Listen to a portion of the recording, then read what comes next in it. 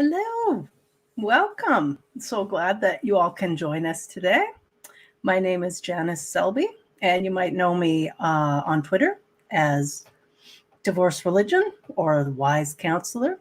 And I'm joined by my friend, the lovely co-host, and she's also extremely funny, Courtney Hurd, and she's the original Godless Mom.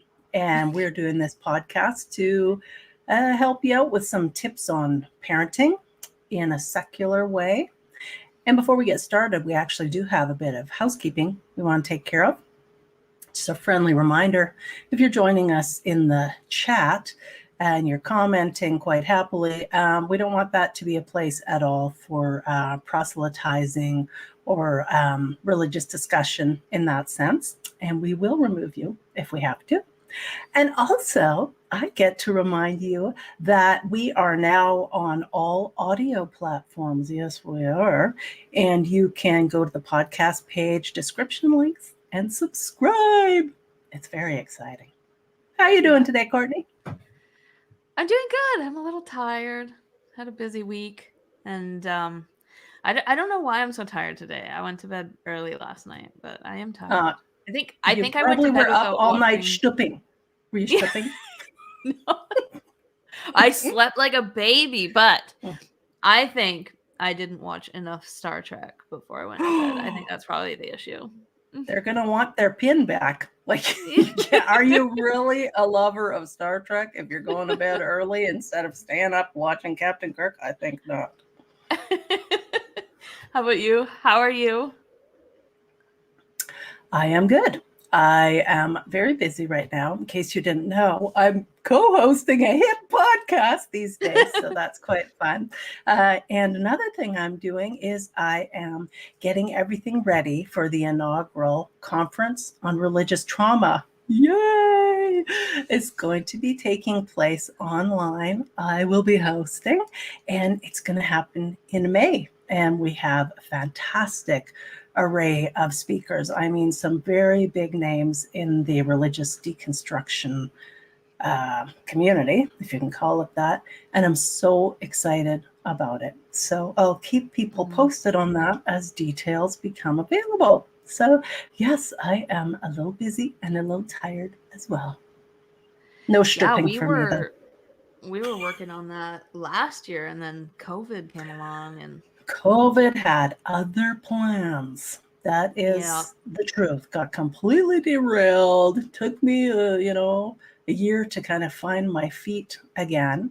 And then I'm like, hey, why not? Everything's going online, and that way more people can attend. It will be more affordable. People aren't having to take time off work, and they're not having to fly to Vancouver and stay in a hotel.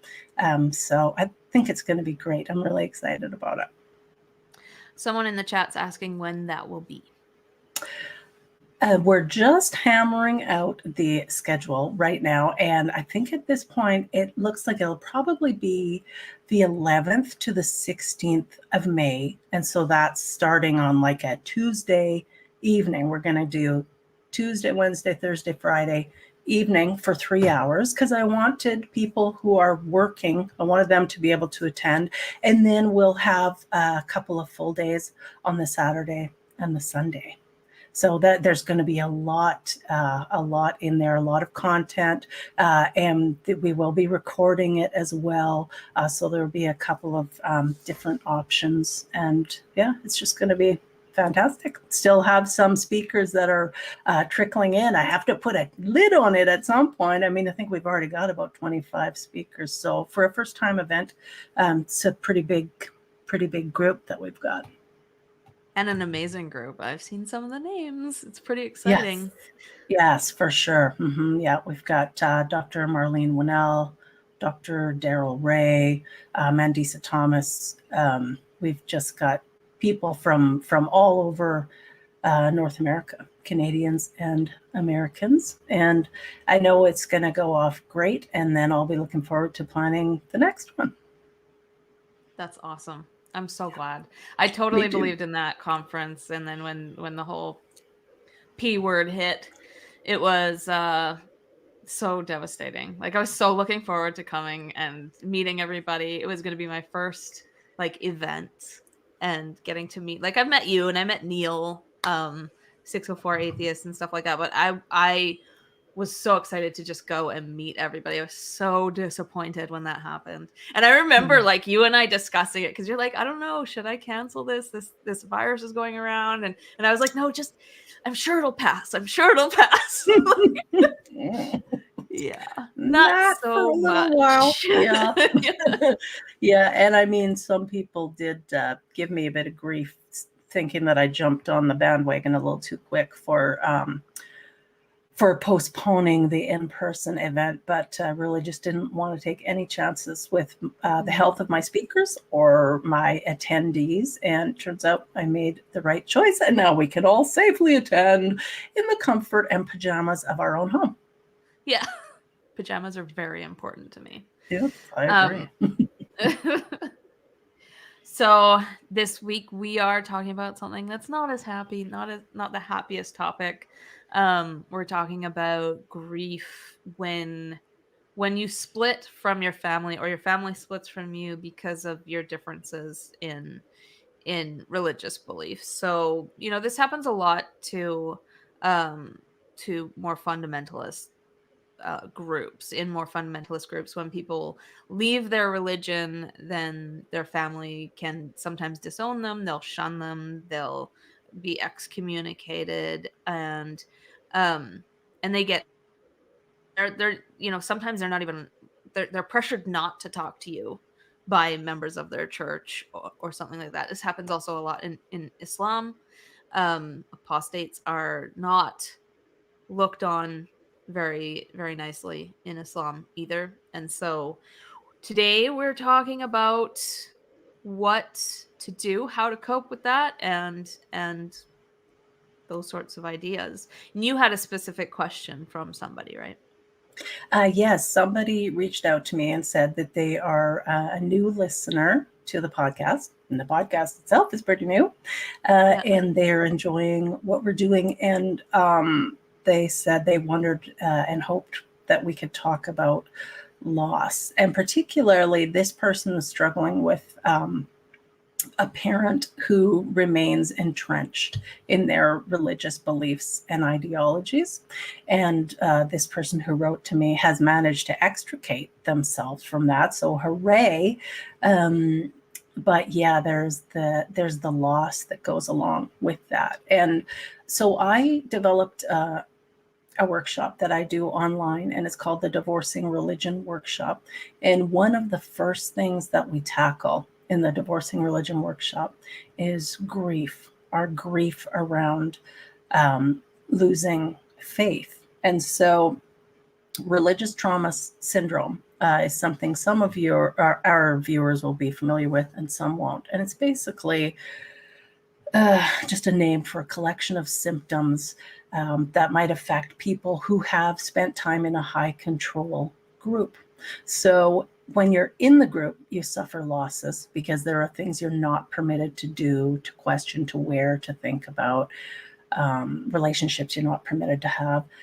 Then when you actually are able to leave the group, it's a double whammy because you suffer more losses as a result of leaving. And that's kind of along the vein of what our listener wrote to me about, because now she's losing her community. She's losing this really significant relationship with her parent who remains entrenched in that. So grief work is a big part of the work that we do when we're leaving religion. But grief is something that it affects everybody at some time. It's not just about physical death.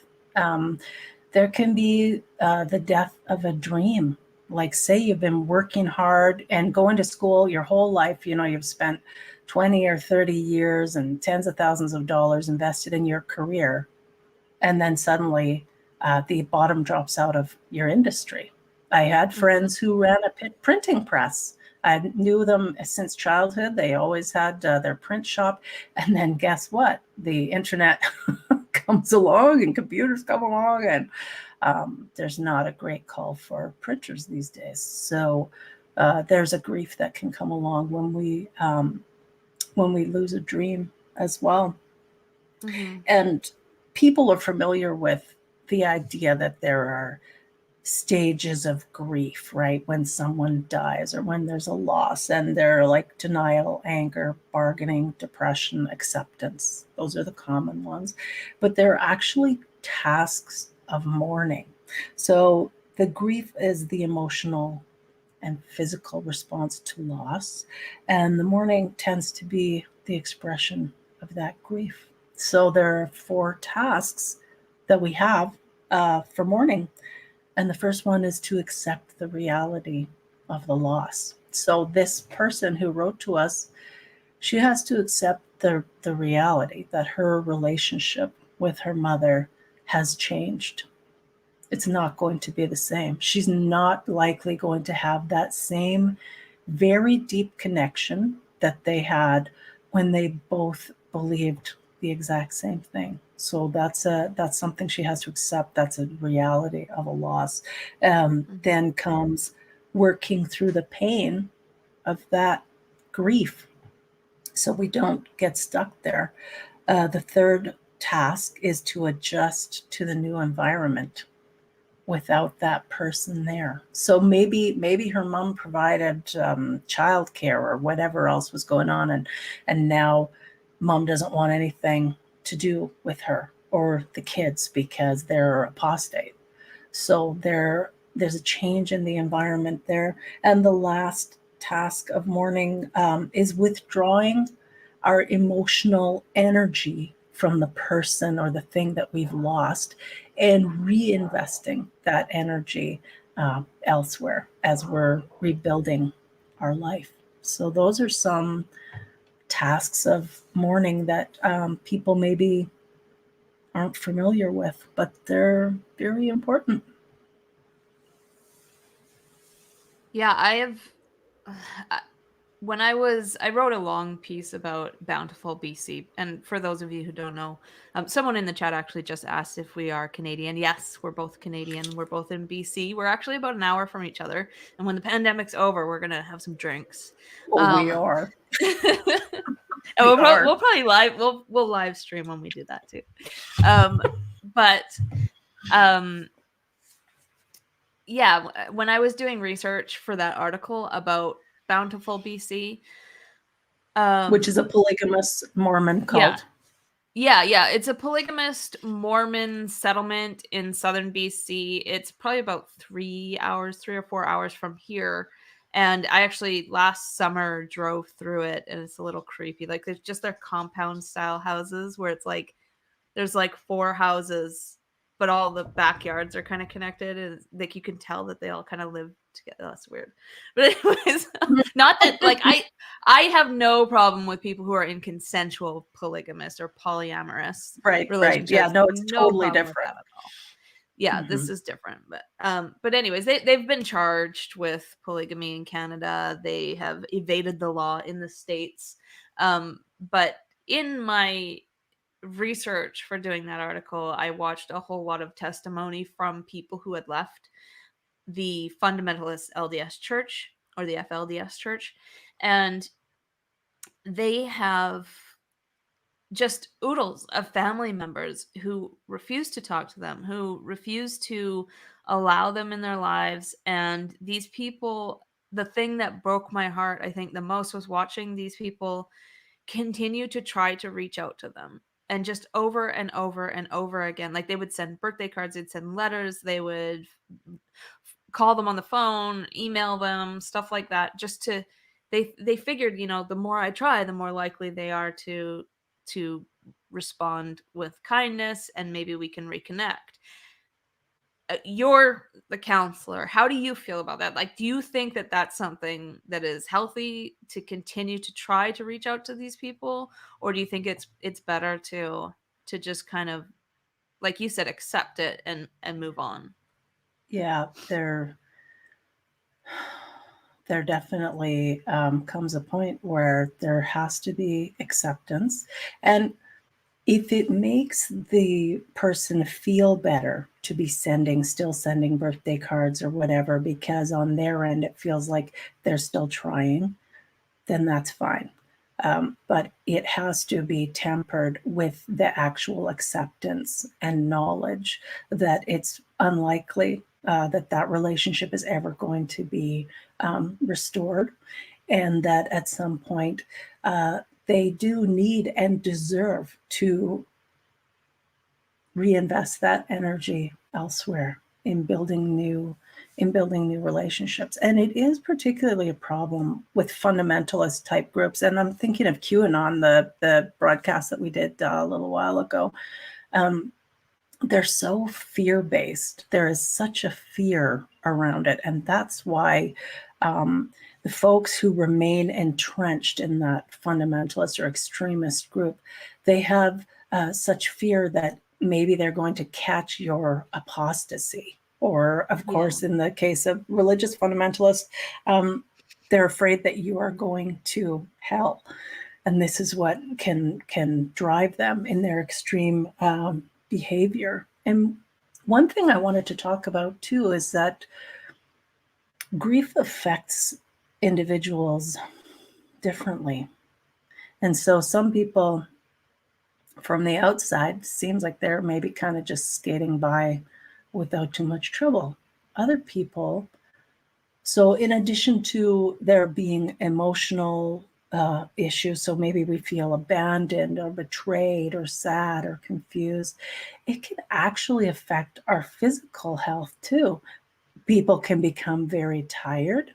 They can have digestive problems. They can be getting tension headaches. People can actually become quite clumsy when they're in a state of mourning, and that's something to watch for. And a lot of deep and heavy sighing.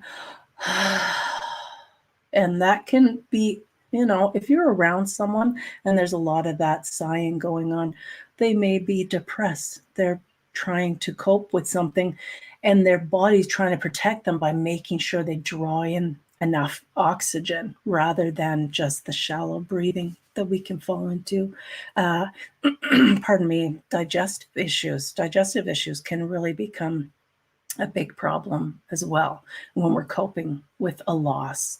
And, if your little one is having, pardon me, terrible tummy aches every day, investigate it.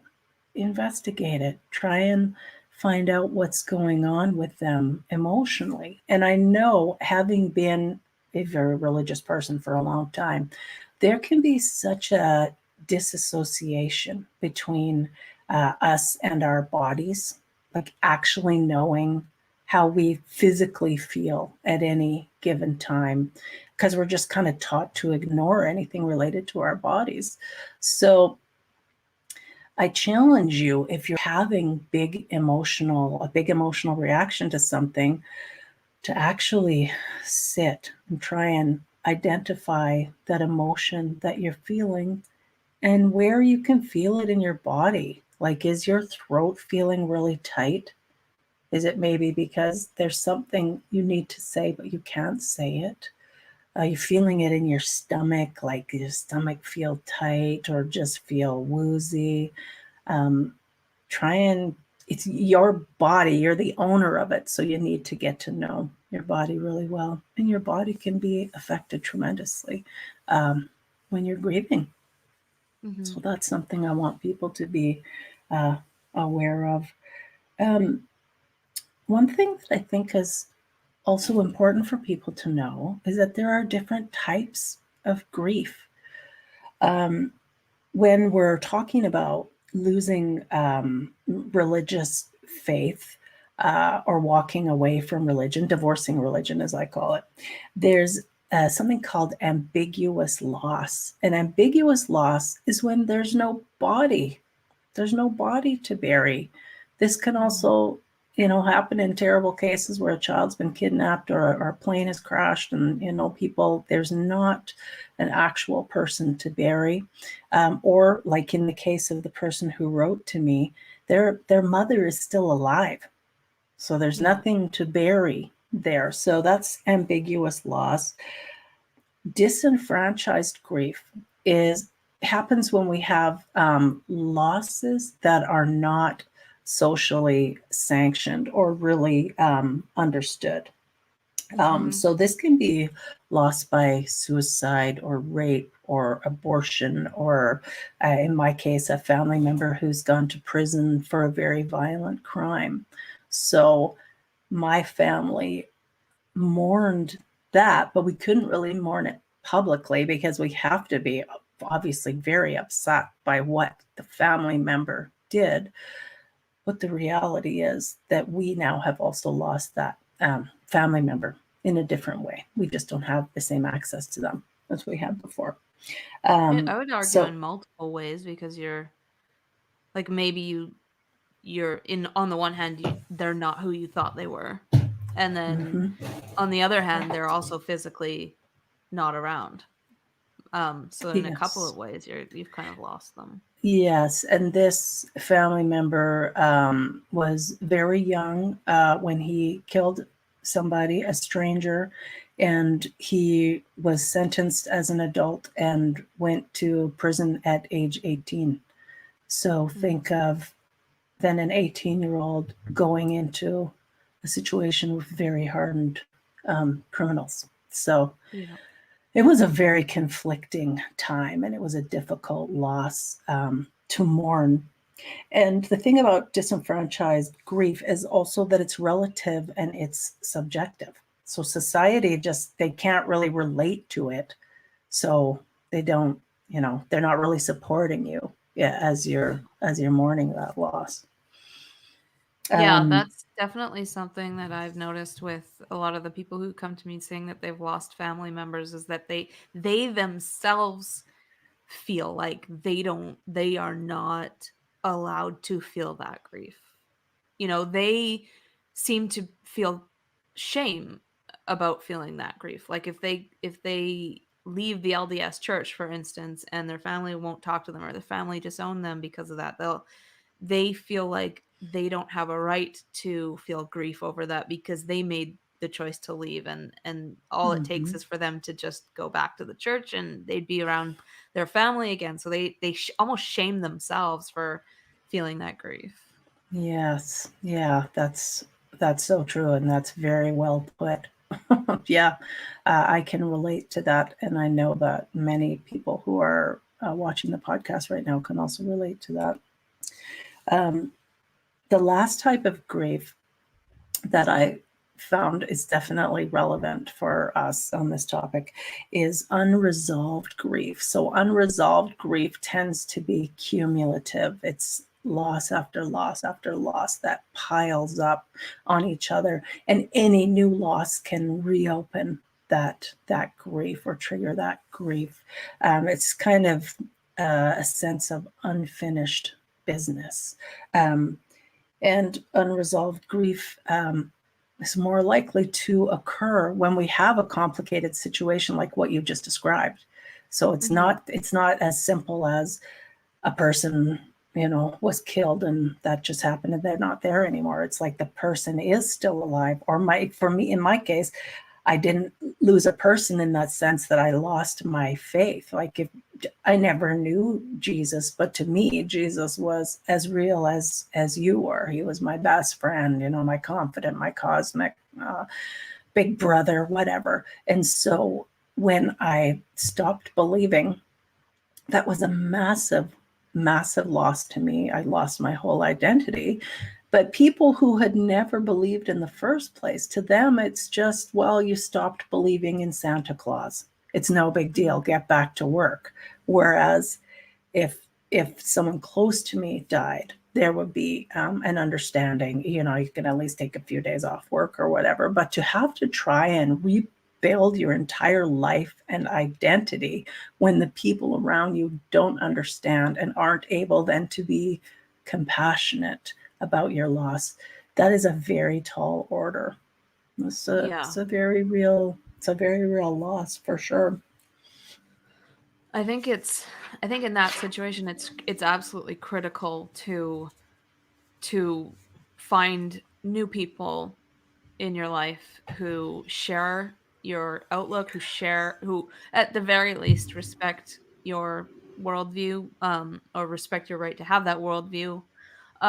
people who are going to support you basically for who you are. You need to find those people. As the LGBTQ plus community has discovered, family doesn't necessarily mean blood.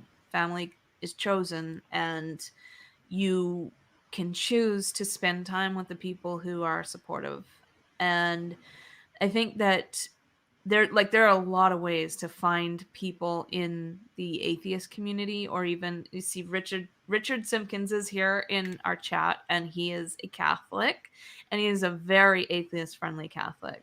So you can find people like Richard. It doesn't have to just be atheists, but you can find people to really support you and who you are as a person.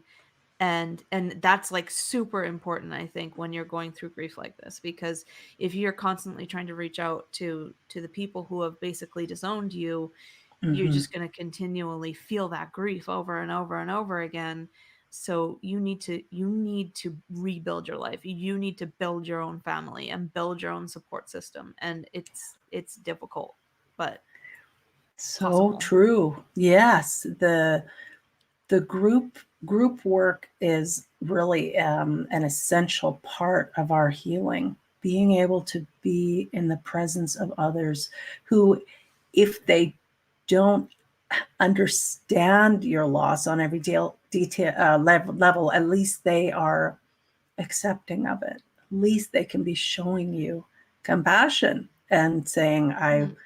I haven't had that particular loss myself, but boy, I feel for you as a human who is obviously walking through an incredibly painful time.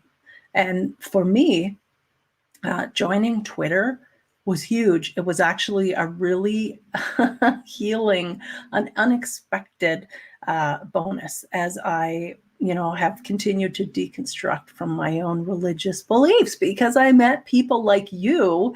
I didn't even know that there was a community of, ex-believers. So first of all, connecting with Dr. Marlene Winnell and reading her book was really helpful. And then I was able to go to some retreats that she had and connect in person with others who had also had similar losses. But yeah, then going on Twitter and using the exvangelical hashtag. So in case you don't know, that's a hashtag for people who were evangelical. Now they are not. And so they call themselves exvangelical, or there's the XJW or ex-Mormon. Connecting with that community can just be vital, so helpful. Yeah. So group work is really significant. There are also groups on or subreddits on Reddit, the ex-Muslim, ex-evangelical, ex-Christian. I think there's one. There's Mm-hmm. ex-Mormon, Mm-hmm. XJW, like all of those. And those communities are super supportive, and they have like in most subreddits, they have the rules, and they'll have like an FAQ or whatever, an information page. On those subreddits, they have just an immense amount of resources for people who are kind of going through the stages of leaving behind such a world consuming belief system. Mm-hmm. So seeking out communities like that is really important. And I know, like, I never left religion, but I love this community so much. Like, I love the people in this community. I I don't know. I just love it. I love logging in every day and being able to just talk to people who see the world in a similar way that you do, or at the very least, accept you despite the fact that you see things differently. Oh, And yes. yeah, it's awesome. And the atheist community online is super supportive. There are some bad seeds, but for the most part, it is super supportive, and can always use that block feature. Yes. And I don't want to forget, I'm going to do a shout out to my friend, Alice Gretchen. And she's actually an actress, but she is a fantastic writer. She's just come out with her book, and her website is daretodoubt.org. And the reason I mention Dare to Doubt is because she has got the most fantastic set of resources for people coming out of any religious background. Like, I mean, dozens of religions, cults, everything. And she has it organized, the resources organized in such an easy, fantastic way.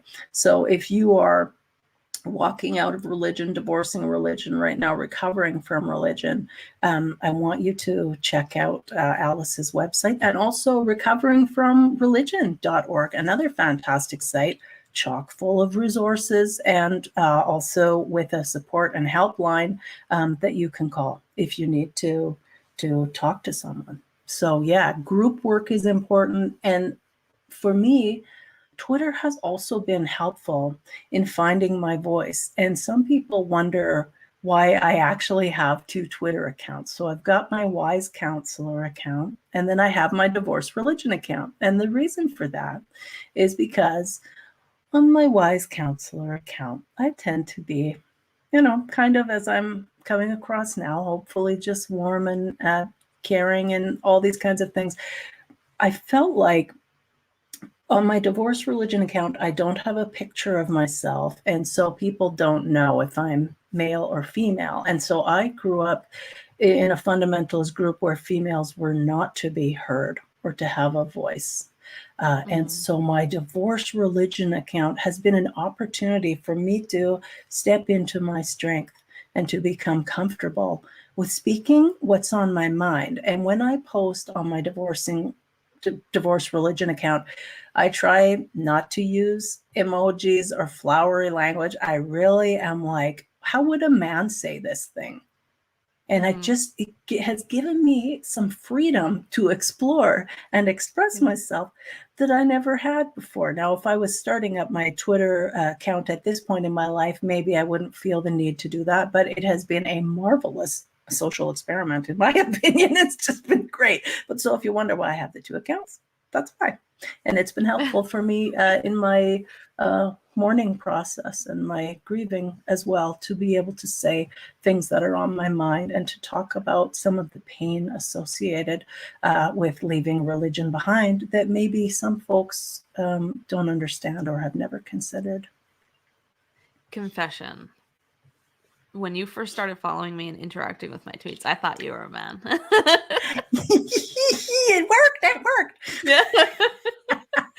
Well, I think that's like my default assumption, just because it seems to be there are more men on Twitter than there are women as a whole. But I definitely thought. I wonder if that's true in the atheist community. I wonder if we tend to hear more from men in the atheist community than women. Do you have any feel for that? Okay, so this is something that's really strange that I figured out when I started working in atheist nonprofits, and that is that all the women in the community are working in the nonprofits. Like, all of us are working behind the scenes. There's so many women in the atheist nonprofits, in the secular nonprofits of the world. There's so many women who are quiet on Twitter, or they don't even have a Twitter account, or they're not outspoken. They're just working in the background, getting stuff done. And so I was just shocked. Like, there were so many women in nonprofits. It is dominated by women, the nonprofit. Interesting. That really is interesting. Wow. Yeah. One thing Price, Sorry, hold on. Beach Price on the chat on YouTube said even that she did a poll and over 75% of their followers thought she was male, and I was one of those. I was one of those people who thought that. So but again, it's just my default setting. If it doesn't look like a woman, I'm just assume it makes us confront our stereotypes as well. Yeah. What do we think a man is like, or what do we think a woman is like? I find that so interesting. So having the Divorce Religion account helped me to confront some of those things that I was raised believing about how I was supposed to behave. And then I remember a couple years ago, my older brother and I were having dinner at my mom's place. And so, of course, my mom asked me to set the table because I am a female. So without even thinking, I set the table. And then I put my brother's dishes at the head of the table and told him, okay, you can sit there. And I did that without even thinking at all, because I was raised that that is where the man always sits. And then he just was going to sit down, and I said, wait a minute. And I went over and I bumped him out of the way with my ample hips. And I said, I'm going to sit here at the head of the table. And he just laughed, and he thought that was delightful. He's an atheist as well. But awesome. yeah, so I'm still unpacking the messages that I heard over and over again through my whole life. I wrote down some things. I thought of some things too about maybe practical ways that we can help ourselves along through our mourning and grieving process. So the person who wrote the letter, that's a great first step. You can reach out to someone else who maybe can have an understanding of the loss that you're going through. And then we talked a little bit about doing group work as well, participating in a grief group where everybody is sharing. And we not only want to talk about it, but I really encourage people to also write about their losses and write about them in the most graphic and detailed way possible. I mean, maybe you had an older sibling that was like, you're so dramatic. Well, guess what? This is a time I want you to be very dramatic, to really tap into that part of you. What does that loss mean to you and represent to you? What does it feel like to you? So it's all kind of with the idea of getting that grief moving. We don't want to just store it inside our bodies. We want to get it out. And so talking about it, writing about it, write a song about it, sing a song about it, do a painting, do a sculpture representing your loss. One of the things I did was bury one of my head coverings. You can make a releasing ceremony of it. You can write a letter to the person that you have lost. So I did this to Jesus, like I wrote a letter to Jesus, but I also wrote a letter to my dad when we were estranged. My letter to Jesus, then I took to a cemetery, and I just read it in front of a statue, like of an angel or whatever. The letter to my dad, I read to my childhood best friend, because she knew my dad and knew what he was like. And then we burned that letter.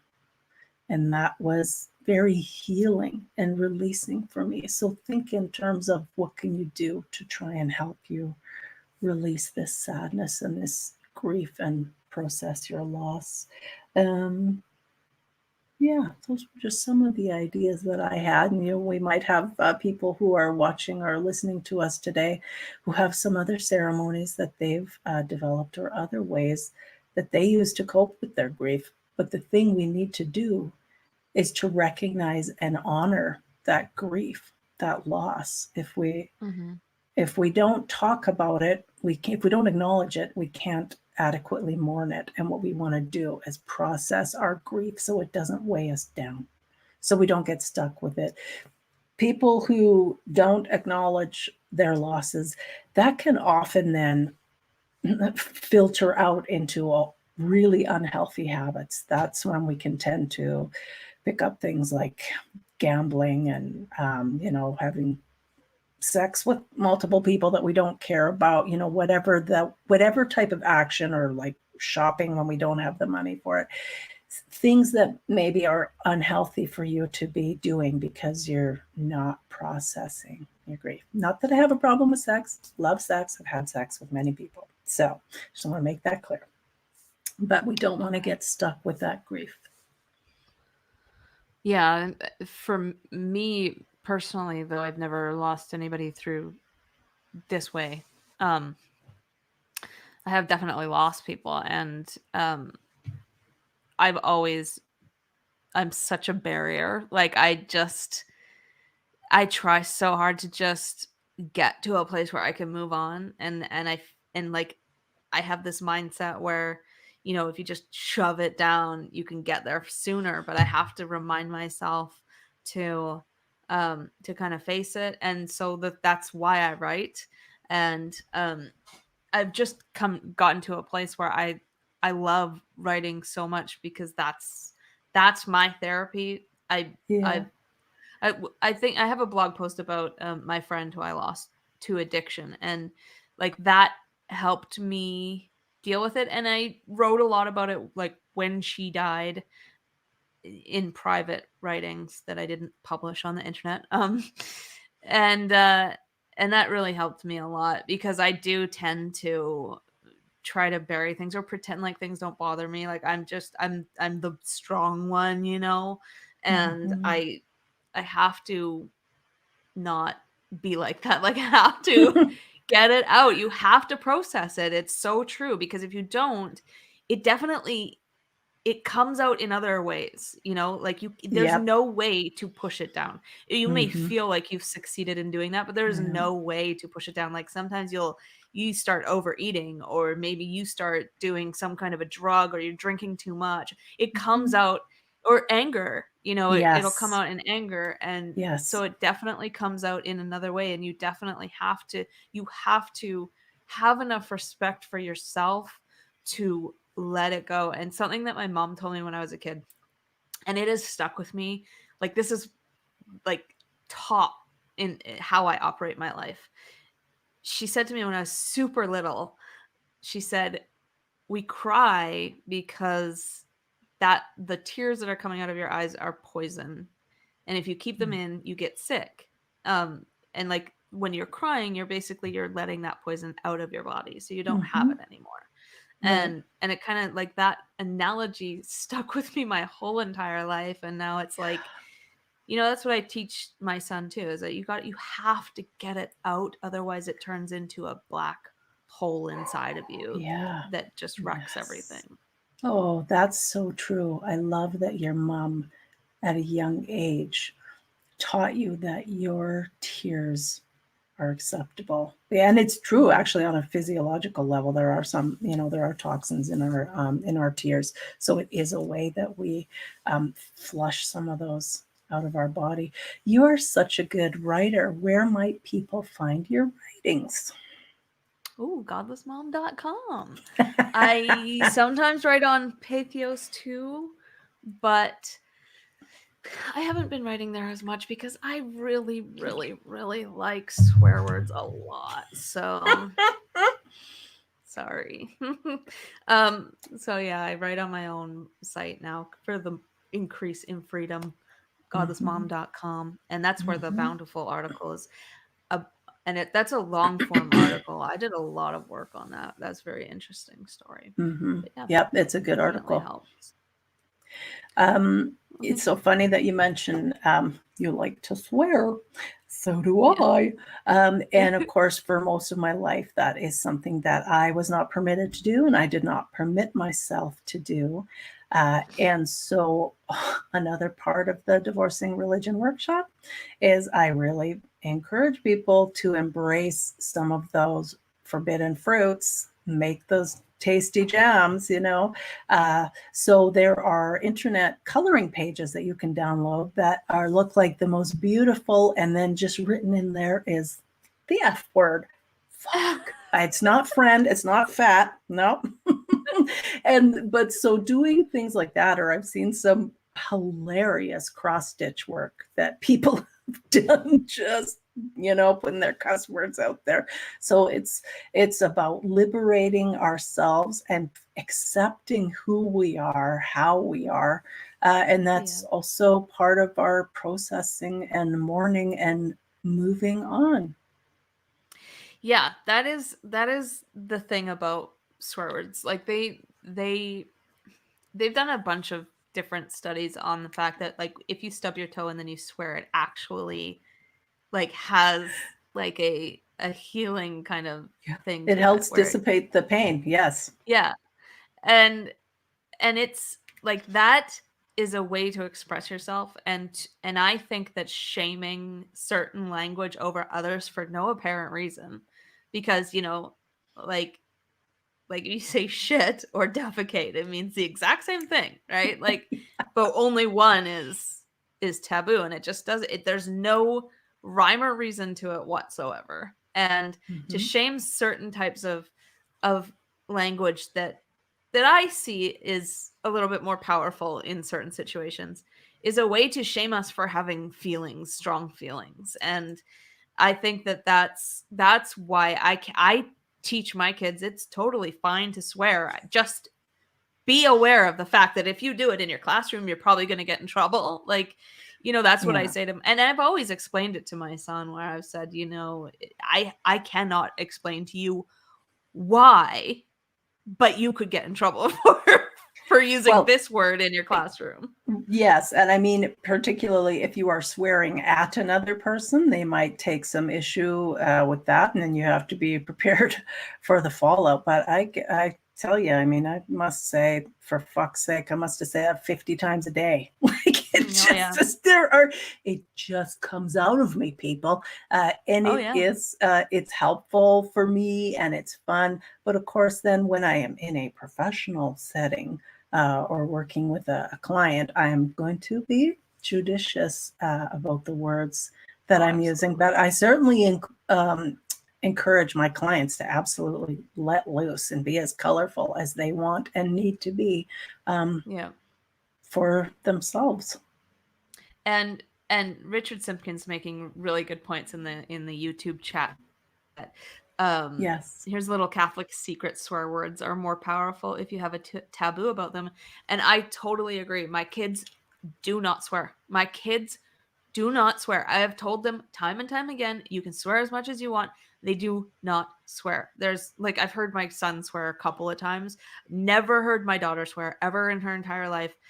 I do not hear them swear because we didn't give it a special power. Like if you've ever seen those videos online, I can't remember. Oh, it was Philip DeFranco recently posted a video of his youngest child saying fuck.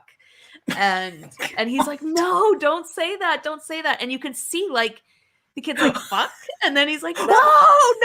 And the kid's like, fuck. Like the kid sees he has a power over his dad.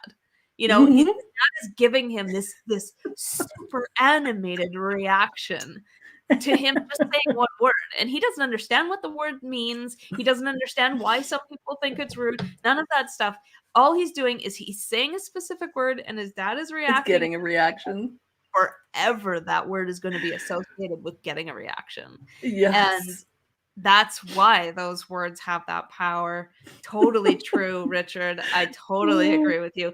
That's why my kids don't say it, because there's no power in our house to those words. Yeah. Like they hear me say it 12 times a day. So well, those of our folks who are watching us right now, if they grew up in a religious home, they maybe can relate to certain words that aren't even curse words, but they are off limits. They are like, in my house, we weren't allowed to say, I hate you. We weren't allowed to say, shut up. We certainly weren't allowed to say you're fat or anything like that. It just wasn't allowed. And my friend told me about, they were raising their kids in that very kind of cloistered environment, and they weren't allowed to say stupid, and they weren't allowed to say, shut up. And then grandma was taking care of the kids one day, and grandma was trying to play this board game with them, and she couldn't understand. And grandma says, oh, this game is stupid. And my friend's kid says, yeah, and it's shut up too. Because they thought stupid and shut up were like the worst swear words ever. I thought that was so funny. I'll say that to my own kids now. Yeah, it's stupid and it's shut up too.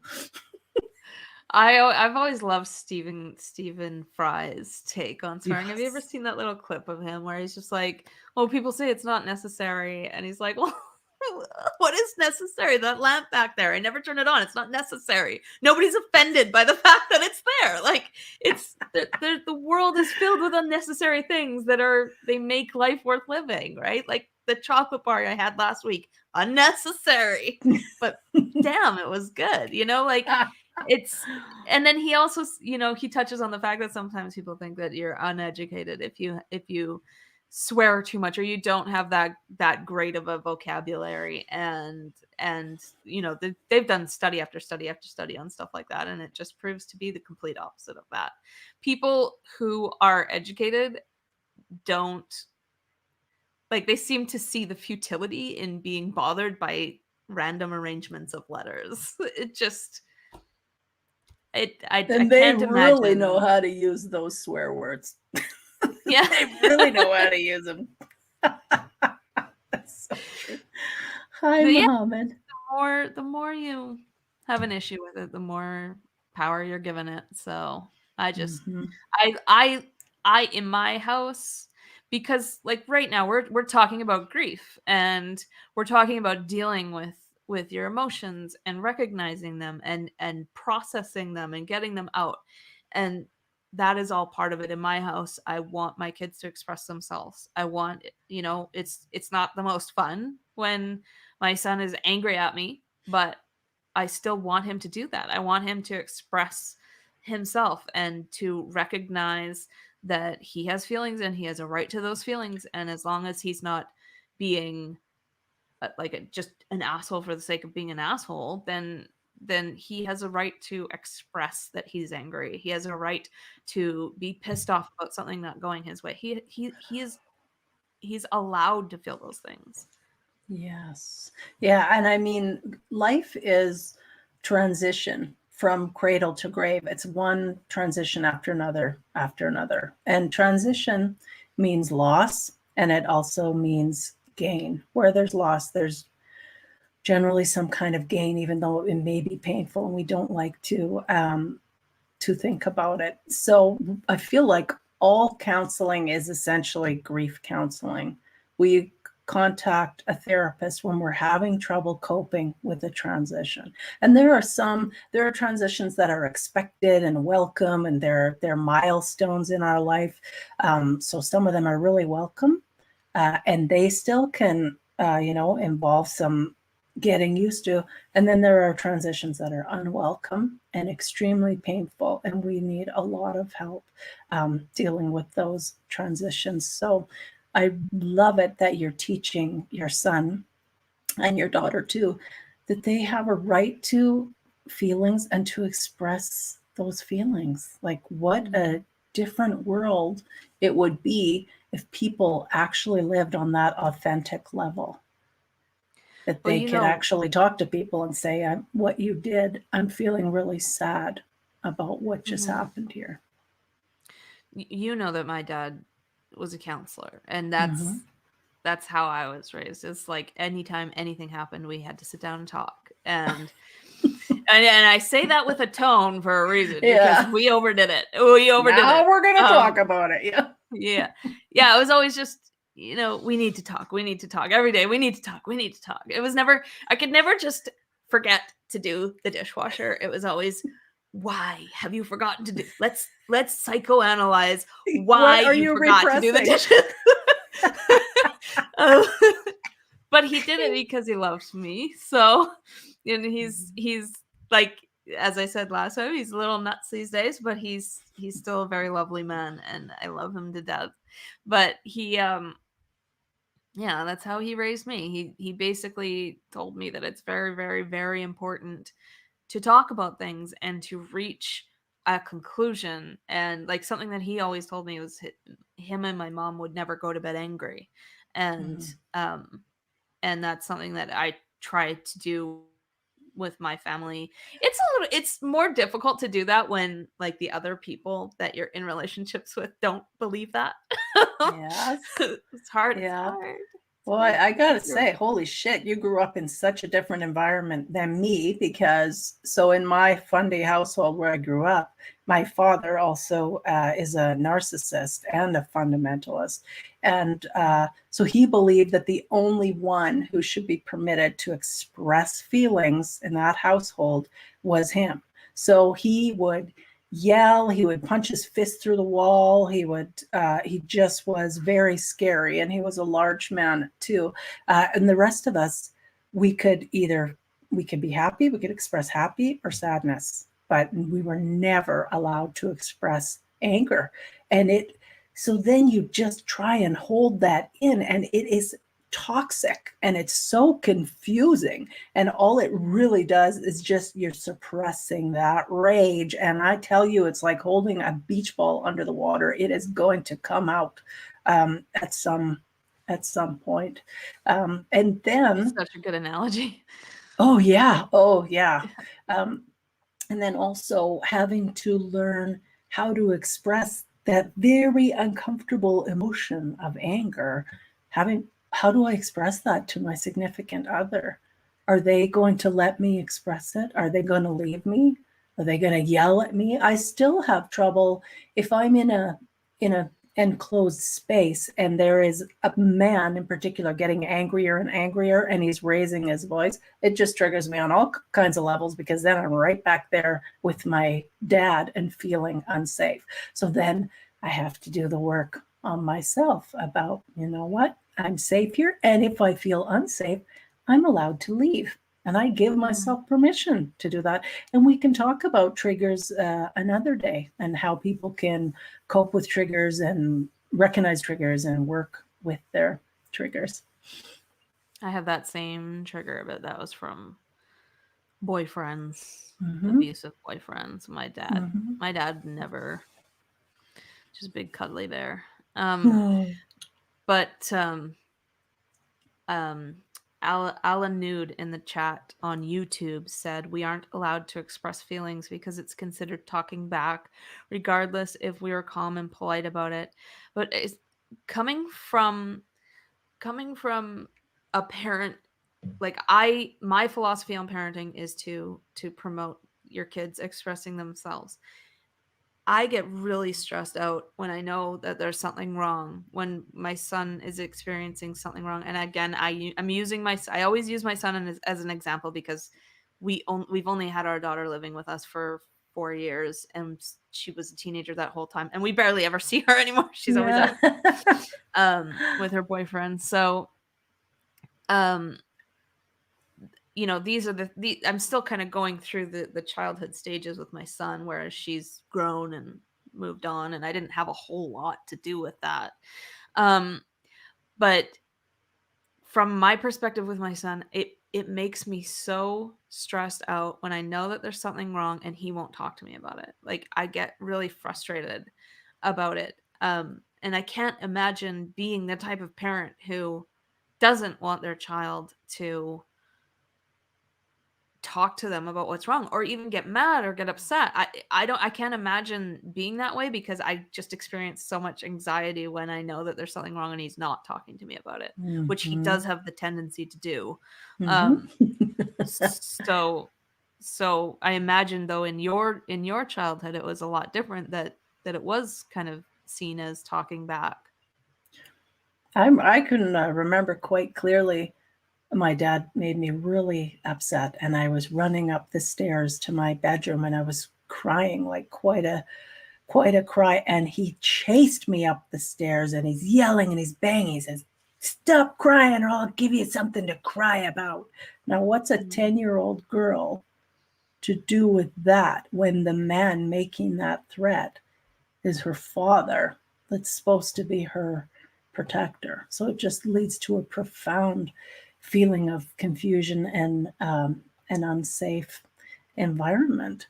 We tend to grieve and mourn the way that it was modeled for us in our family of origin, like so many things. And so that makes it even more important what you're talking about, the way that you speak to your son and encourage him to express his emotions. And grief is something that all of us will experience, because, as I said, it's transition from cradle to grave. So we're modeling grief and mourning for our children. And when you're sad, it's okay to tell your child, "I'm sad today. My heart is hurting today. Will you give me a hug?" Or, whatever it is that we feel that would help us in the moment. Being a parent is such an incredible delight and privilege, and really, really hard job some days. Mm-hmm. I have my son is such a cuddler. Like, whenever he sees that I'm upset or stressed or anything like that, he comes and hugs me. And Oh, he's gonna that's be a teenager. delightful. He's gonna be a teenager this year, and he still does that. Oh, that's so So nice. I definitely feel lucky with that. And we've always, I think it was the year after Abby, our daughter, moved in with us.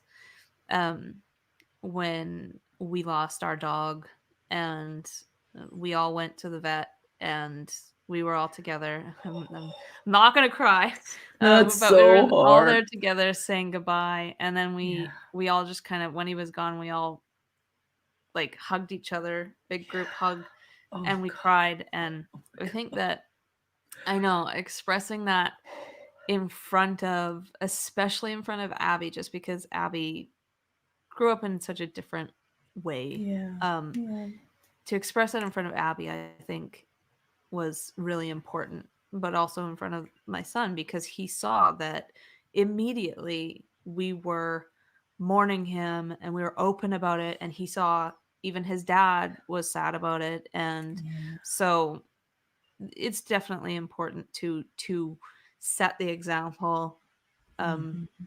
as a parent, if you want Yeah. your kids to be expressive of their emotions and their feelings and not bury it, you have to be that way too in front of them.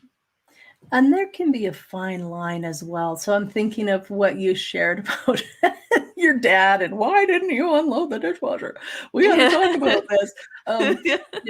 There's a fine line too, like between encouraging our kids to share and letting them know it's okay to share, and then badgering them to a point where they don't feel like Yeah. they have safety. They have to have a space that is their own, where they can retreat to. And this is something also, growing up in fundamentalism, you don't get that. You don't get that permission to have your own thoughts, because it's demanded of you that you confess every thought, word, and deed. And you're supposed to be confessing it to your priest or your pastor or in your small group or whatever it is. And so this is also another issue that people often have to deal with when they are divorcing religion, is knowing how much is too much to share, because not everybody's safe with your information. Not everybody wants to know your information. And that also can be a talk for another day. Yeah. I think also guiding your kids in healthy ways to express themselves, um, is also helpful, because like me growing up, my dad was very like, you have to express yourself, and that was like the ultimate goal, was just express yourself, get those feelings out in any way. And I kind of had to learn how to, like, as an adult, I kind of had to learn how to do that in ways that were a little bit more constructive. Like, it was just like I would just grow up and I was just a yeller. I just would yell when I was upset. I would just yell, and I never realized that, like going through my own relationships without my parents there, I started to realize that's not the most effective way to communicate that you're Mhm. upset. Like, you can be angry and sit down with whoever has made you angry and say, I'm really angry about this. You don't have to scream, right? That's Um, right. so Right. those are some of the fun things I got to learn when I became an adult. But that's definitely something you have to do with your kids, is guide them to Yeah. expressing themselves in a way that is healthy. Oh, it's parenting is really all about mentoring. We're constantly being an example, whether we want to or not. Now, I just see one comment that I want to address in our chats there. Uh-huh. Someone has said, "Thank you for explaining why you hate religion. It's always daddy." And this is actually not true. So in my case, yeah, my dad was a jerk, and I'm actually estranged from my dad at this point. But there are a lot of people who grew up with no dad at all, and they were deeply harmed by religion as well. So it doesn't necessarily have to do with our parenting. Religion is faulty and flawed. Yep. And I don't have issues with my dad. I mean, probably some little ones, just like anybody else. But, we have a good relationship. I see him almost every second day. That's I a love lot. my dad. It is, but it's just, look, they live right around the corner. We live in a small, That's Summerland. It's a yes, small town. yes. Everywhere you go, that's where they Yeah. are. But I love my dad, and he loves me, and I've never been religious, so it's not daddy issues with me. That's right. But I just want to point out the fact that that's such a hateful comment, and I think that it's interesting that religious people who like to they like to insinuate that they are superior to us in morality and kindness and all of that stuff, and then they come and they post comments like that, which completely derails that whole argument. It's a lot of projecting, and it makes us feel safe when we can come up with a reason why something didn't work for someone else. Yeah. Even things like when I was religious, if a parent lost a child or something, then my go-to would be, oh, God has a place for them in heaven. Or it might be, well, thinking they shouldn't have been letting their kid play with this or that or whatever. Like, we jump to this judgment because we're actually trying to protect ourselves and make ourselves feel safe. Like, that would never happen to me. But guess what? Life is random. Horrible things can happen at any time. And this is another reason it's so important for us to explore grief and how we cope with grief and how we can help our children cope with grief. Yep. Hello from England. I'm glad you could join us. I see you there. Yeah. I think that it doesn't hurt to just believe somebody when they tell you why they did something or why they experienced something. It doesn't hurt. Just believe them. That's right. That's right. They're the ones who lived through it. That's part of compassion, for sure, and empathy. So I'm told we have one question to address. Okay. And I believe it is... I think John's going to put it up on the screen for us. Thanks for all your hard work, John. Yeah, John is my partner in crime. And yeah, so it's from Alan Nude, and this is a really good question. Do you ever completely move on from all this grief, all this loss? I would say we never forget, but over time, the immediacy of the pain can recede into the background somewhat, and that's kind of the best that we can hope for. And occasionally, even many years after you have mourned a loss, you can have what I call a grief burst. And something, you hear a song, you smell a fragrance, whatever it is, and you're in tears again, and you thought, boy, I put that behind me so long ago. But this is actually just a testament to the depth of your love or the depth of your attachment to that person or that ideology or whatever it was. So that's my answer for that. Yeah, I think that I don't know. It's so hard to describe when you get over. I mean, I don't like saying get over it, because I don't think you really ever do get over it. Like, obviously you're always going to be sad that that person isn't in your life anymore. Grief changes us. Yeah, but but grief itself also changes, and it changes form as as time passes, and that's really the only thing that helps in any way. But, like, for instance, my friend, we lost her in 2007. And so it's been quite some time now. And now when I think of her, I don't get upset. I remember being really angry at the time when she died, and I don't feel that anymore. And it's now I look back and I'm able to smile and remember how fucking hilarious she was. And she's actually a child actor. She was in that movie Now and Then. She played Chrissy with the pigtails. Yes. Yeah. So I can go back and watch that movie, and it doesn't make me cry.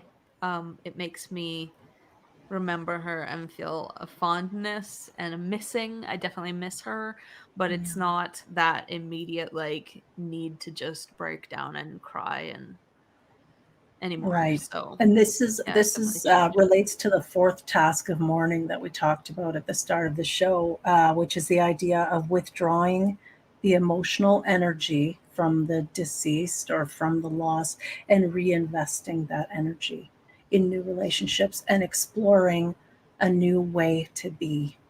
And so, yeah, now you can watch that movie and you can see your friend and you can smile and remember. And it's not so immediate. You're not so close to the situation that you're just crushed by your grief. And that's what happens when we first have a loss. I mean, I had a horrifying loss about this time last year, devastating relationship loss. And it really took a while for me to find my feet. And it was scary because my grief was intense. And now I'm at Mhm. this point where I can look back on the relationship uh, and, mostly pick out some good things about it, things that I choose to dwell on instead of the pain that was such a big part of the ending. Mhm. Beej has asked in the chat, what about preparing for grief on coming out to family? And that is something that I don't really have any experience with, but I'm sure that Janice does. So whether we're coming out as not sharing their beliefs anymore, or whether we're coming out as a different sexual orientation than they wished we would be or than they thought that we were, it's similar. So we have an idea already with the people that we know well how they're going to take it. And that's an important piece of the puzzle for our own preparation. Think about the different ways that people might respond to the news, which to you it's very liberating news, and you're happy to give that. But to them, in their immediate feeling upon hearing your revelation, might be horror, might be terror, might be fear. Suddenly they're afraid. Don't say that. God's going to hear you say that, and He's going to put you in hell or whatever their fear is. And in that case, we need to maybe be prepared to allow some time, have a bit of a buffer zone there, because we want to allow them time to come to terms with their own grief, because then they are grieving the loss of who they thought you were, the loss of the relationship they had with you that they won't have again if you've left, a confining religious group. Yes. So know your audience pretty much. And yeah, you can prepare yourself by telling someone ahead of time that you're about to give this news to your family and you're going to need some support. Make sure you have Yeah. some supports in place. Yeah, definitely. Definitely have some support system for that. I think that that would be extremely difficult to do on your own. And what the sad thing is that I think a lot of people do it on their own, and then they Mm-hmm. find themselves just abandoned and with no support system. So try as hard as you can to find, even if it's just on Twitter, which again, great atheist community on Twitter, and there are some jerks, but you can block them.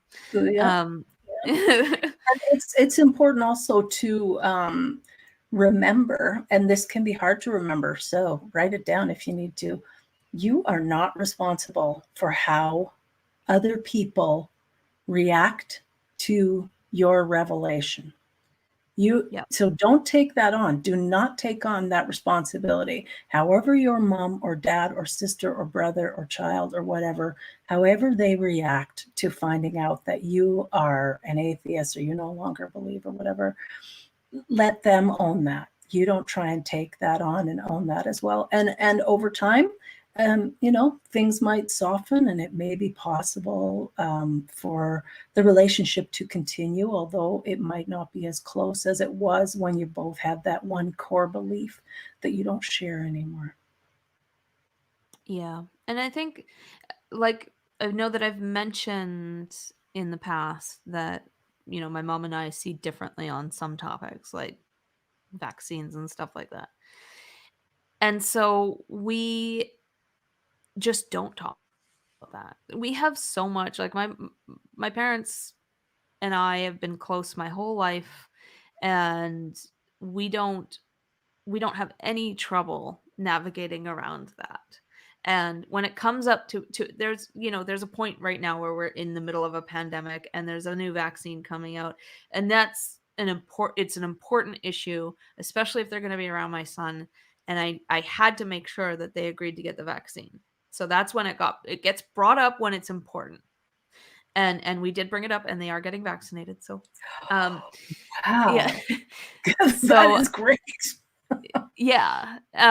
But outside of that, we just walk around it, like there's no need to just beat it like a dead horse. Like there's no need to just go over it and try to get them to see your way. Just accept the fact that Right, they don't see it your way and you don't see right. things their way, and just don't talk about it.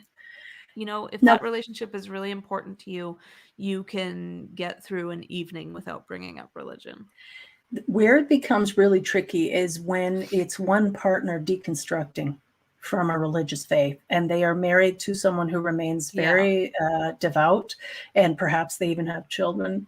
So in that case, if you are the partner that is deconstructing, you can certainly tell your wife or husband or whoever it is that you will welcome their questions and that you want them to know it does not in any way diminish your love for them. You still love them as deeply as you ever did, as deeply as you did yesterday, and as deeply as you will tomorrow.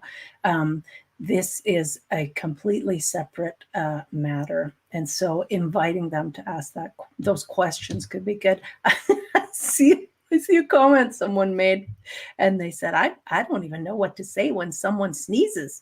I sneezed recently and my toddler said, bless you, and it was kind of awkward. I can relate to that. And I tell you, the go-to now in my house, if someone sneezes, someone else yells, Bob bless you. Because I just think that's so funny. Bob bless you. That's my dad. Saint Bob. Yeah. Or Gesundheit. Yeah, we say Gesundheit. But I mean, that goes along with I posted a video in the middle of the week where I answered a bunch of your questions, and it's on this channel if you're on my YouTube channel. And someone asked like how do you feel about saying oh my God or God bless you? And God bless you was never in my vocabulary. Like I never used that phrase, just we were never religious. But I do say oh my God all the time. And we pointed out in the video that when we were in Mexico, it was Dios mío. But it doesn't mean like we're actually calling out to God when we say that. Like to us, it's not literal. And I would argue that even to Christians, it's not literal when they yell out, oh my God, So I think that I wouldn't worry so much about the language that you use unless it's hurtful. I just wouldn't worry about it. It means what it means in your head. End of story. Mm-hmm. I'm a huge fan of humor, in case you couldn't tell. So I often use humor to try and soften situations, and very self-deprecating as well. I don't mind if I do something silly and it ends up, looking kind of goofy. I'm okay with that. I can just keep going. Yeah, me too. I'm very clumsy. I get John makes fun of me all of the time for not being able to open up packages. He says that I bear paw them. Someone just left a package at my door, as you can see. Oh, sorry. I was like, are you gonna get robbed? Anyways, we should probably wrap this up because we've been talking for almost an hour and a half now. So yeah, this was wonderful. I like this. Thank you to everyone who tuned in, and it's been really interesting watching your comments on the side there. Please do take the time to send us your comments and your questions. What would you like us to talk about in future episodes of Godless Moms? Yeah, and I think we already talked about next week. We might be talking about makeup. which I will finally have some experience with.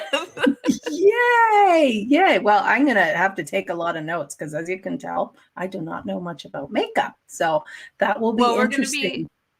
It will be in the context of like when you're going from a super religious family to a secular life, and you're starting to try and accept you know, a new way of presenting yourself and how to get comfortable with that, basically, I think is the thing. Yes. And it's something that I have experience with because I get shamed in almost every single selfie for either it's too much makeup, it's not enough makeup, it's not the right color makeup. I don't do anything right, Janice. Didn't you know?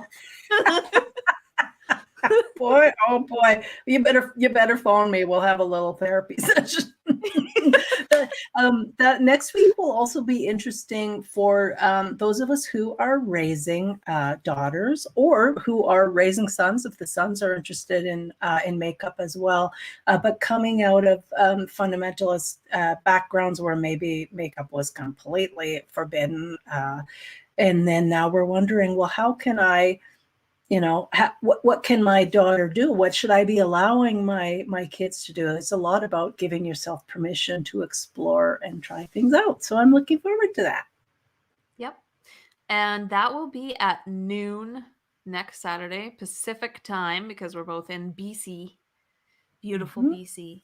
That's right. And we look forward to seeing you then. In the meantime, you can listen to all of our previous episodes on iTunes, Google Podcasts, Stitcher, iHeartRadio, all of those fun places. And yeah, you can do what I do and walk your dog and listen to people yap in your ear at the same time. Oh, exciting. And I see our friend Ahmed has said, Odin bless you all. So I will say, Poseidon bless you. Thanks, everyone, for tuning in. Yep, thank you. We'll see you again next week. Bye.